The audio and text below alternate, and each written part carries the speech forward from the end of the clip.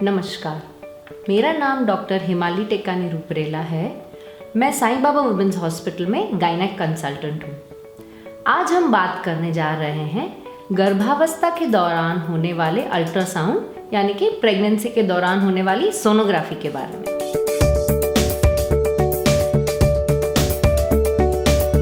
बहुत सी महिलाओं के मन में ये शंकाएं होती हैं कि क्यों अल्ट्रासाउंड करना है, क्यों ये सोनोग्राफी करनी है और क्या ये सोनोग्राफी मेरे बच्चे को कोई नुकसान पहुंचाने वाली है।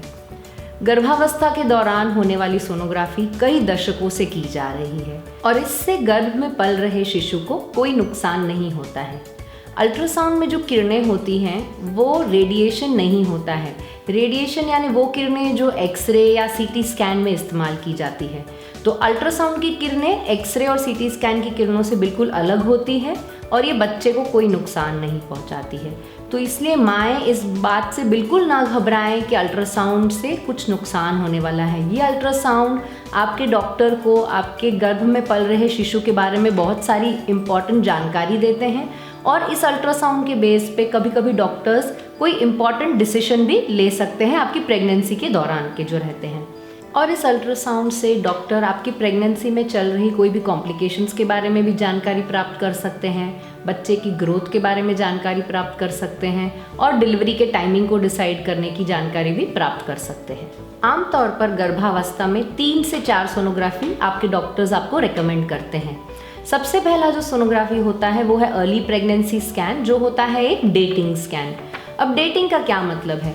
जिन पेशेंट्स के पीरियड यानी माहवारी इरेगुलर रहती है या जिनको पॉलीसिस्टिक ओवरीज है या जो प्रेगनेंसी के दौरान प्रेगनेंसी कंसीव करने के लिए ट्रीटमेंट लिए हैं, तो इन पेशेंट्स में एक डेटिंग स्कैन किया जाता है जिससे जो गर्भ में पल रहा शिशु है उसकी एग्जैक्ट जेस्टेशनल एज, मतलब वो कितने हफ्ते की प्रेगनेंसी है, वो एक डेटिंग बनाते हैं और उसके हिसाब से उनका एक ड्यू डेट कैलकुलेट किया जाता है। ये अर्ली प्रेगनेंसी स्कैन में 2-3 चीज़ें और देखी जाती हैं, जिसमें बच्चे की दिल की धड़कन देखी जाती है। देखा जाता है कि प्रेगनेंसी बराबर से बच्चेदानी में है। कभी कभी प्रेगनेंसी नली में आ जाती है जिसको अस्थानिक प्रेगनेंसी या एक्टोपिक प्रेगनेंसी कहा जाता है। तो ये डेटिंग स्कैन या जो अर्ली प्रेगनेंसी स्कैन है हमको ये सब चीज़ें देखने में मदद कर देता है। कुछ महिलाएं ऐसी होती हैं जिनको शुरुआत के प्रेगनेंसी में कभी कभी ब्लीडिंग की प्रॉब्लम्स होती हैं, तो इन महिलाओं में भी एक अर्ली प्रेगनेंसी स्कैन किया जाता है जिसमें ये ब्लीडिंग की कोई रीज़न, मतलब कोई कारण दिख रहा है क्या, वो देखने के लिए स्कैन किया जाता है। इसके बाद का जो स्कैन रहता है वो रहता है न्यूक्ल ट्रांसलूसेंसी स्कैन, जिसको NT-NB स्कैन भी कहा जाता है। अब ये एक बहुत ही इम्पॉर्टेंट सोनोग्राफी है, ये एक बहुत विशिष्ट तरह की सोनोग्राफी है जिसमें प्रेगनेंसी के 11वें से 13वें हफ्ते के बीच में ये सोनोग्राफी की जाती है और इस प्रेगनेंसी में एक थिकनेस का मेजरमेंट लिया जाता है जिसका नाम है न्यूक्ल ट्रांसलूसेंसी। इसमें बच्चे की गर्दन के पीछे के भाग में रहने वाले एक चौड़ाई को मेजर किया जाता है जिसका नाम न्यूक्ल ट्रांसलूसेंसी है। अब क्यों हम ये न्यूक्ल ट्रांसलूसेंसी करना चाहते हैं? न्यूक्ल ट्रांसलूसेंसी जेनेटिक स्क्रीनिंग का एक पार्ट है। जेनेटिक स्क्रीनिंग में प्रेगनेंसी के चलते 2 चीज़ें इंक्लूड होती हैं, जिसमें एक ये न्यूक्ल ट्रांसलूसेंसी स्कैन है और उसके साथ एक ब्लड टेस्ट है जिसका नाम है डबल मार्कर। अब प्रेगनेंसी के 11वें से 13वें हफ्ते में सभी डॉक्टर्स अपने सारे ही पेशेंट्स को ये टेस्ट रिकमेंड करते हैं। इन दोनों टेस्ट की रिपोर्ट्स को कंबाइन करके हर एक पेशेंट को एक लो रिस्क या हाई रिस्क कैटेगरी में डिवाइड किया जाता है। ज़्यादातर महिलाएं इसमें से लो रिस्क कैटेगरी में आती हैं, बट कुछ महिलाएं ऐसी होती है जो हाई रिस्क कैटेगरी में भी आती हैं।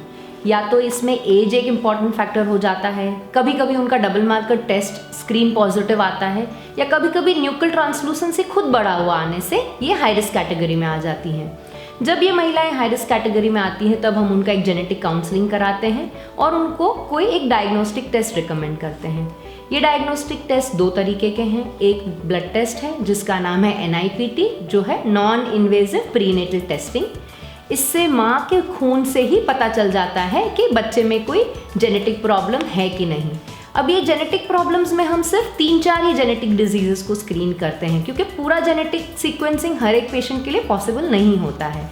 तो जो बेसिक 3-4 है जिसको हम देखते हैं उसमें से सबसे इम्पॉर्टेंट है डाउन सिंड्रोम का स्क्रीनिंग।